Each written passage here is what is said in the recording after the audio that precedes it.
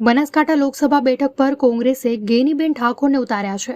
બનાસની બહેન તરીકેના પ્રચાર બાદ ગરીબની દીકરી તરીકે ગેનીબેને પ્રચાર શરૂ કર્યો છે। પાલનપુરના મોટા ગામની જાહેર સભામાં પોતાને ગરીબ પરિવારની દીકરી ગણાવી કહ્યું, હું ગરીબ પરિવારની દીકરી છું, તંદુરસ્ત લોકશાહી ટકાવવા ઉદાહરણ પૂરું પાડીશ।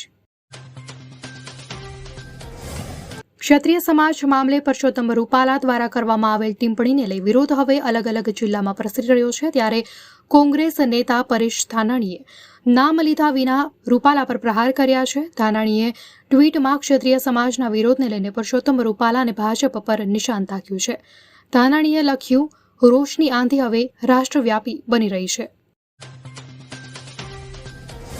ચૂંટણી પંચે આપી મોટી ચેતવણી, કોઈપણ પક્ષનો ઉમેદવાર પોતાના ખિસ્સામાં 50,000 રૂપિયાથી વધુ નહીં રાખી શકે અને તેના માટે પ્રચાર કરવા આવેલા સ્ટાર પ્રચારક પોતાના ખિસ્સામાં 1 લાખ રૂપિયાથી વધુ નહીં રાખી શકે।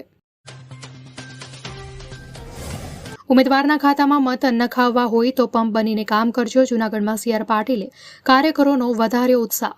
પ્રદેશ ભાજપ અધ્યક્ષ CR પાટીલ આજે જૂનાગઢના પ્રવાસે શહેર કાર્યાલયના ઉદઘાટનમાં પાટીલે બૂથ કાર્યકરોનો ઉત્સાહ વધાર્યો। બનાસકાંઠાથી ભાજપના લોકસભાના ઉમેદવાર રેખા ચૌધરીનું નિવેદન સામે આવ્યું છે, જેમાં તેઓએ જણાવ્યું છે કે મતદાન માટે મહિલાઓએ રીસાવવું પડે તો રીસાઈ જવું। દાંતાના આદિવાસી સમાજના મત વિસ્તારમાં રેખા ચૌધરી હાલ પ્રચાર કરી રહ્યા છે। પરસોત્તમ રૂપાલાના નિવેદનને લઈ ક્ષત્રિય સમાજમાં રોષ જોવા મળી રહ્યો છે। સુરેન્દ્રનગરમાં સાંજે ક્ષત્રિય સમાજનું સંમેલન યોજાનાર છે, જેમાં જિલ્લાભરના ક્ષત્રિયો સંમેલનમાં હાજર રહેશે। આ સંમેલનમાં આગામી રણનીતિ અંગે ચર્ચા વિચારણા કરવામાં આવશે। વાતાવરણ સૂકું રહેશે તેમજ તાપમાનમાં નહિવત ફેરફારની શક્યતાઓ છે। માર્ચ મહિનો શરૂ થયો ત્યારથી જ રાજ્યમાં અંગ દજાડતી ગરમીની શરૂઆત થઈ જવા પામી હતી। ગુજરાતના 9 શહેરોમાં શનિવારે 36 ડિગ્રીથી વધુ તાપમાન નોંધાવા પામ્યું હતું। ગાંધીનગરમાં 40.2 ડિગ્રી તાપમાન સાથે સૌથી વધુ ગરમ રહ્યું હતું। દ્વારકામાં આદિત્ય રોડ પર રહેણાંક મકાનમાં આગની ઘટનામાં એક જ પરિવારના 4 લોકોના મોત નિપજતા ચકચાર મચી છે।